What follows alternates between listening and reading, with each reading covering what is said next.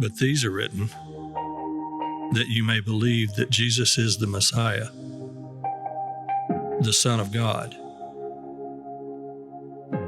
and that by believing you may have life in his name.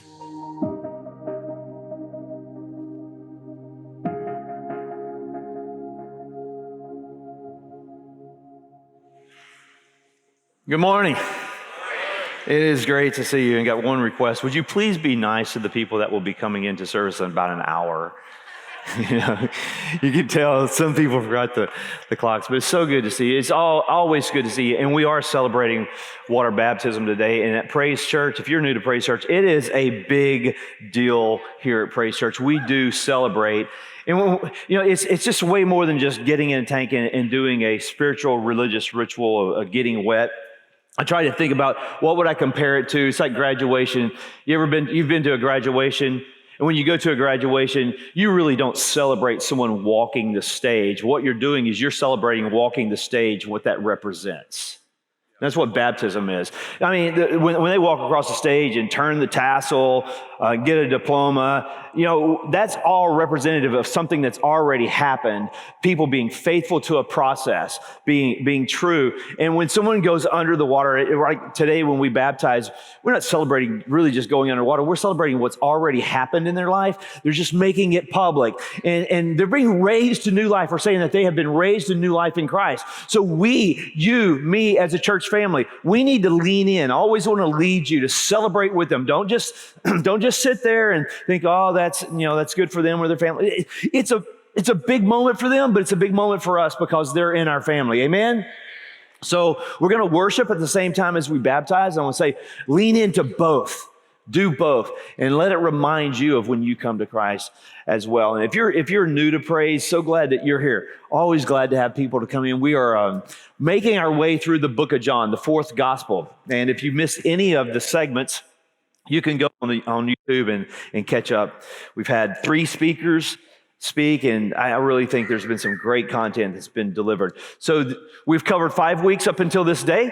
Today's the 6th week, so you know what that means. We're almost halfway through, so it's midterms.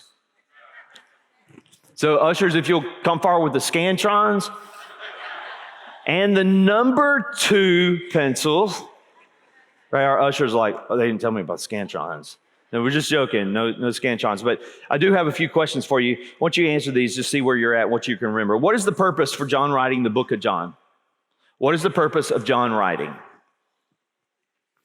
I'm writing so that you will believe that Jesus is the Christ, the Messiah, the Son of God. And by believing, you will have life in his name. So we go to chapter 1, talks about the forerunner of Jesus. Who was the forerunner or the announcer of Jesus? John the Baptist. Chapter 2 talks about the first miracle. What was the first miracle? Yeah, water in the wine. I was at a wedding last week. Tried it, didn't work. I was going to be the head of the wedding. No, it just didn't work. I'm still working on those powers. John does not refer to supernatural things that Jesus did as miracles, but he refers to the supernatural things as, oh, very good, as signs. How many signs, this is going to be a hard one. How many signs does John write about in his book? Did she say or he say 7? The little kid? It was amazing if someone, I thought a little kid said 7. Someone say 7? Jan? Good job, Jan. Jesus, in chapter 4, Jesus has a conversation with a woman at the well. What is her ethnicity? Where is she from? Samaria. Mark Gibson spoke on that week. Phenomenal job. Go check out that message if you missed it. John 6. What feast was at hand when Jesus multiplied the boys' lunch of 2 fish and 5 loaves?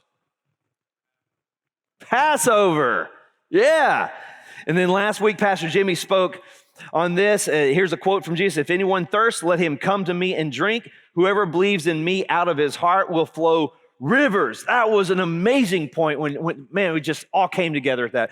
It will flow rivers of living water. What feast, this is another hard one, what feast was in progress? The feast of Makes you feel good, huh, Jimmy? Jimmy's sitting there going, please let someone get this right. Please, no, they were listening to me. No, that was good. That's just a general midterm. At the end, we'll have a comprehensive exam for everybody. Make sure that you're here. To be able to continue at Praise Church, you'll have to at least make a 70. All right, so chapter 8 today.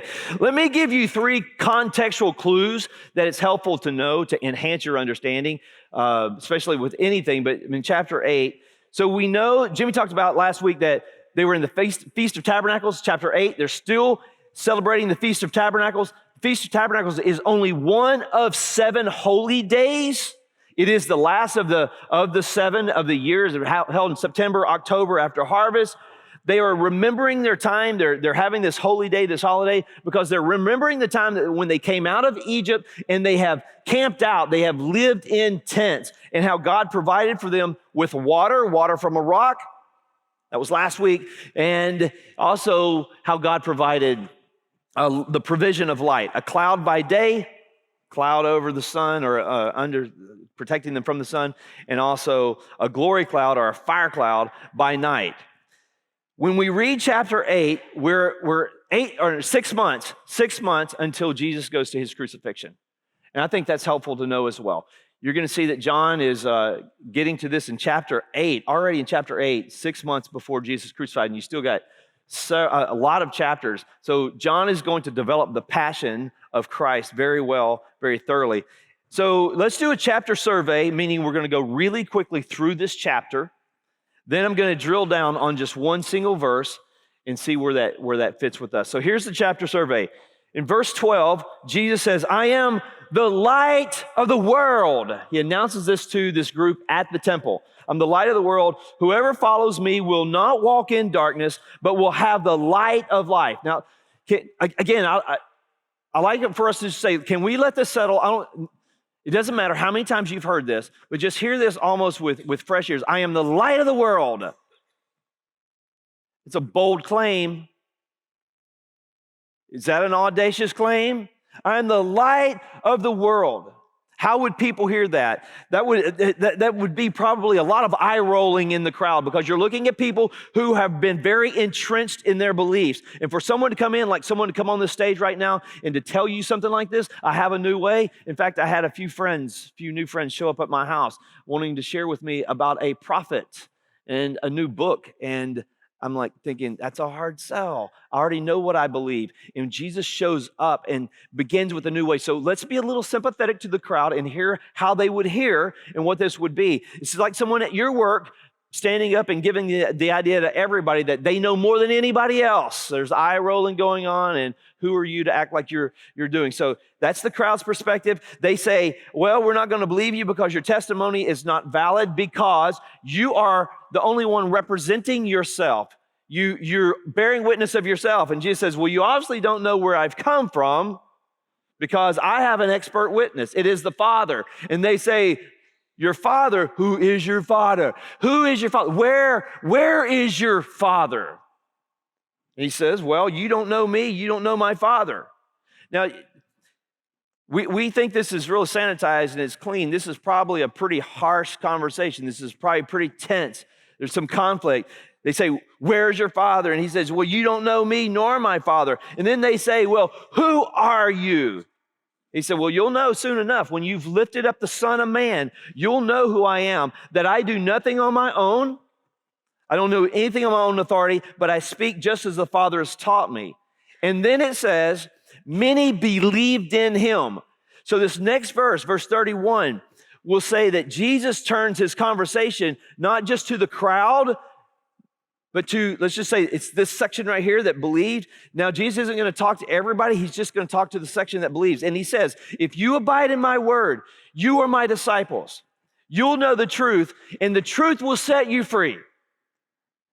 And they answered him, we are the offspring of Abraham, and we've never been enslaved to anyone. How is it that you say you will become free? So now that he's talking to this crowd that just recently believed, just minutes later, now they are offended, and they are offended because he said, you'll know the truth, and the truth will set you free. Because if someone tells you you'll know the truth and it'll set you free, it implies that you are not free. And they're like, well, there's never a time that we weren't free. And Jesus said, well, do you remember the Syrians, the Babylonians? Do you remember the Persians? Do you remember Rome right now? But they were offended. It's like if I tell you, you need to use your head. What that is implying is that you're simply not thinking. Or if I tell you, get a life, that implies that you don't have a life, right? And it's just like if people, sometimes we say this to people, you need to get saved. You need to get saved.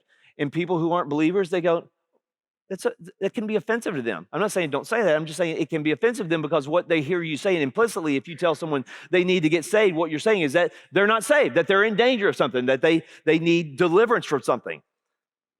So they said, we're not enslaved to anybody. And Jesus said, yes, you are. If you practice sin, you're a slave to sin. They go, Abraham's our father. He said, no, if you were Abraham's children, you wouldn't be trying to kill me because your desires show that your father is the devil. How do you think that went over? And then they just say, look, you're a Samaritan. That's a curse word. You're a Samaritan. For them, you're a lowlife. You don't measure up to us. You're a Samaritan. And then they follow that up by, not only are you a Samaritan, you're demon possessed. And he's like, wrong. I honor my father. You dishonor me. If anyone keeps my word, he will never see death. And then they go, we know for sure now you have a demon because all the great people have died. Abraham died, the prophets have died, and you said we're not going to see death? Are you greater than our father Abraham who died? Jesus said, Abraham did. He rejoiced in the day that he would see me, and he did see me. They say, you're not even 50 years old. How did Abraham see you? How did you see Abraham? And then he says, before Abraham was... drops the mic. I am. And as he drops the mic, they pick up stones. They can't take anymore because this is, in a sense, almost blasphemy, and probably blasphemy to them. Just equating himself with God, saying almost this pre-existence, existing eternally. They pick up stones to throw at him, and he gets away. So, audacious claim, I am the light of the world. Invalid testimony is what they say. He said, God's my witness. Believe in me and you'll be free. They said, we don't need to be free. We're not slaves. They said, Abraham is our father. He says, no, if Abraham was your father, you wouldn't be trying to kill me because you would act like Abraham. And by the way, Abraham longed to see my day. They got very offended at that. And they say, you're possessed. They pick up stones. So here's the verse that I want to center around. At the beginning, the very beginning, where Jesus says in verse 12, and Jesus spoke to them saying, I am the light of the world. Whoever follows me will not walk in darkness, but will have the light of life. I'm the light of the world. And they're like, hey, Jesus, I don't think you're the light of the world. You're from Galilee. You're really no big deal. You just have a few disciples, a few people following you. He says, no, I'm the light of the world. Whoever follows me will not walk in darkness, but will have the light of life. Now, it's an audacious claim. It's a big claim. If you're raised in church, it might not be a big claim. But if you hear this and you're not raised in church, you go, yeah, that's a big claim for someone to say, you are the light of the world. And C.S. Lewis hits it because C.S. Lewis says, eventually every one of us who hears the message of Christ has to decide who Jesus is. And as he said, you have to decide he's either one of three things. He's either a liar. He's just misrepresenting himself. Or he's a lunatic. On the same level of someone crazy person saying that they're a poached egg, right? He's either a liar or he's a lunatic. Or you just have to say that he really is the Son of God or he is the Lord. So when Jesus makes this claim, he's at the Feast of Tabernacles. Again, I just want to reiterate this because Jimmy talked about that. The Feast of Tabernacles started in John chapter 7. We're in John chapter 8. It's still continuing. It's also called the Feast of Booths or the Feast of Tents. This is one of three festivals where people will make a pilgrimage to Jerusalem. And they say, or what I've read, is that it really is the most joyful of the festivals, of the holy days. There's dancing, there's stories. People are living in tents for a whole week. And I was thinking about that. I thought, that's really cool. I think that Praise Church will actually start this holiday. So if you guys, it's going to be the first week in August. I need every one of you. This was the expectation of all male Jews. So we're expecting everybody at Praise take a week off from work, August the 1st, and we're just going to camp out. Now, What does that sound like in August, camping out? Sounds a little bit like hell, doesn't it? It sounds terrible in Southeast Texas. And weather was probably good for them there, but it wouldn't be that good here. So they're camping out in tents so that they can remember what it was like when they were in the wilderness for 40 years. It's good to have visuals and reminders. And they wanted to remember what it was like for God to provide for them. Water from a rock, cloud coverage.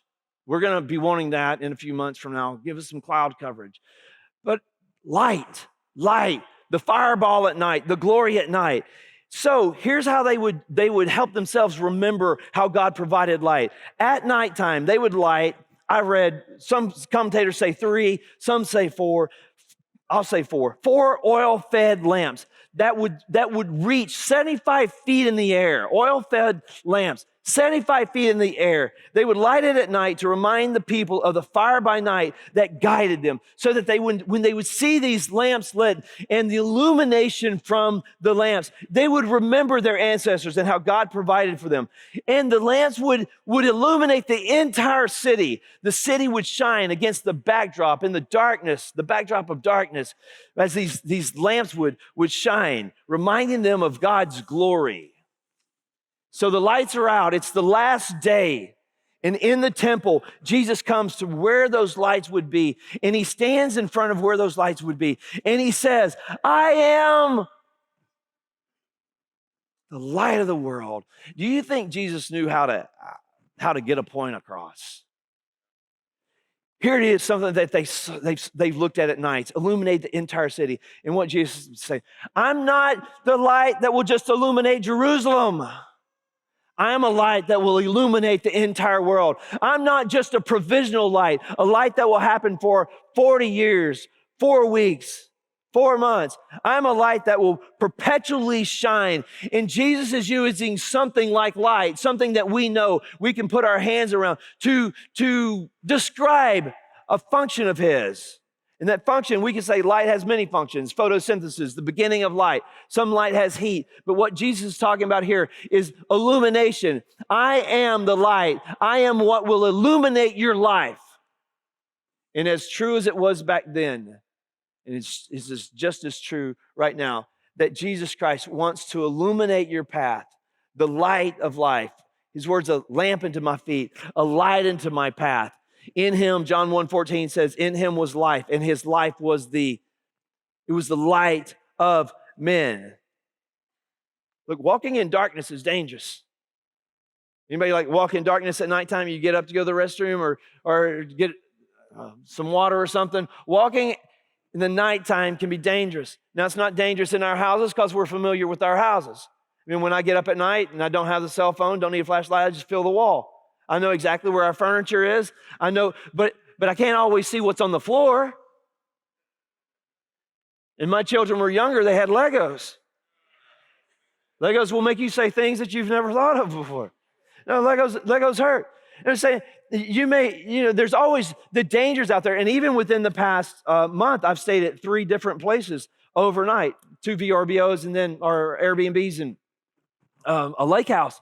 And I didn't know where I was going. At nighttime, I'd turn off the lights because my children were there. They were already sleeping and I didn't want to wake them up, and just feel alone, grope along. You walk very slowly. You walk very carefully. You don't walk normally. You ever watch someone who's walking in the dark?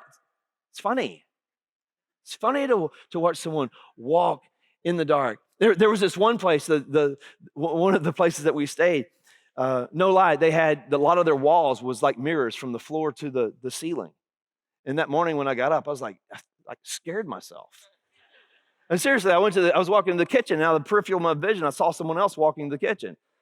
Now he was very good looking, but it was still odd having I'm very humble. very odd having somebody else in the house with you that you've never been before. Look, walking in the dark is a little bit scary. It's the path isn't clear. It can be painful. Now, it's very clear to us we live in a dark world, and I don't have to go into that, right? I could tell terrible things that are happening. You know what they are. I mean, I could say it enough, and I've been in enough services where the pastor wanted to make the point that it's so dark that we just don't have to do that. It's a very, very dark world. We say our world needs a light. Here's the deal. It's been dark for a very long time. You ever heard someone say, it seems like it's getting worse? I don't know that it's getting worse. I don't know that it's ever, maybe it is in some ways, but I think maybe the reason why we think it's getting worse is because we just know so much more. Like we know just anything that happens in the world all the time and very specifics to that. Do you know that in Genesis, right before the flood, you know what the scripture says? That every inclination of the men's heart was bent on evil at all times. How worse? You can't get any worse than that. It's just that maybe we know more. So while our world, and this is what this is what is ironic to me, is while our world progresses and still progresses, and I'm glad for technology and the progressions that we're making, but while our world has progressed in so many ways, we're still surrounded by darkness and darkness of the soul. We haven't progressed ourselves out of darkness. Out of all the modern technological inventions that we are so smart about doing and getting ourselves out of and creating efficiency of and effectiveness, that we just still can't get ourselves out of darkness. Is that not, that's very revealing to me. I was looking at some of the modern inventions, was reading. I love medicine and the modern inventions. Rick, I'm sure you really like medicine as well and the inventions that it helped you in your recent years. We love medicine, that there's a pill now, or there's a camera the size of a pill that you swallow that's got a wire to it. As you swallow it, it will go down into your stomach, into your gut. It has a camera, and the wire provides a light, and that they can show a light in your stomach and watch it on a screen and be able to see what's going on the inside of you, and then retract it without having a gag reflex. I think that's really cool, not so invasive. To be able to have those things. I love the fact that we're moving closer to a cure for cancer. I hate cancer. It's affected my family. I love modern communications and the phone and not having wires on everything. I love commerce and not having to have cash for everything. I love getting out my phone and being able to pay my mortgage that I'm a couple days late on because I just forgot, and the water bill and the other bills. I love how speedy all that stuff is. I love all those things. And as much as we are moving along, even to be able to take an EKG with your smartwatch on your wrist, that blows my mind and is only going to progress.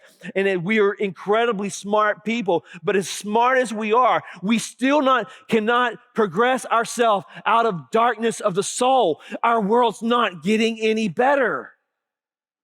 And Jesus stands up and says, we need a light. You need a light. Our world needs a light. You need a light. Because you know what? At night, we're still locking our doors. When we go to the store, we're still locking the doors. Why don't you want your children, small children, talking to other people on the internet? Because you don't trust them. Why do we still have to do that? Why do we still think we have to be protective and put our hands around our family? And why is there so much fear? It's like the saying where it says water, water everywhere and not a drop to drink. We could say progress, progress everywhere. And we're still stumbling our way in the darkness because we can't progress ourselves out of the darkness. We don't have the capability, and we need someone who has the ability to give us light, to shine light. What you have to decide. And I respect everybody's search for what that light is. You have to find that light. Once you do, you better make sure that person has the credentials enough to be able to provide light for your life. We don't have that capability. We can't get along with each other. We can't go too long without getting offended. Crime rate's not going down. The divorce rate's not going down. And you know what the problem is? It's not outside of us. The problem is that the problem is just like the problem's always been. It's inside of us. I love what I'm going through the book, The Meaning of Marriage by Tim Keller. I love what he puts about marriage. He says, marriage does not create problems. Marriage only reveals problems. You know your greatest problem right now, your greatest fear isn't your problem. It's what it's revealing inside of you. It's revealing who I trust. It's revealing the darkness in my own soul. When my wife offends me, she's not the problem. More than likely, it's something insecurity within me. That's the problem. And we can't progress ourselves out of this, even though you've got pills you can swallow in communications and all types of things that get us smarter or better. We still can't progress ourselves out of this. And when we speak this in churches, or when I would speak this or other pastors would speak, the church will say, that's right. We need the light. Our world needs Jesus. And what we're really saying is they need Jesus. Like someone outside of here needs Jesus. But I want to do some reasoning, and I want to go from the greater to the lesser. And I want you to do some reasoning with us, because this will really help us benefit from the words that Jesus spoke. Let's just say our world is dark. Our world needs a light. But let's just look at what our world is comprised of. Our world is comprised of countries. Our countries are dark. They need a light. Our country is comprised of states. Our states are dark. They need a light. I think this would be a good time. Let me dismiss those who are going to be baptized. Once you and one other person can go to the lobby area, and we're excited and ready to celebrate with you. Can we honor those that are getting baptized?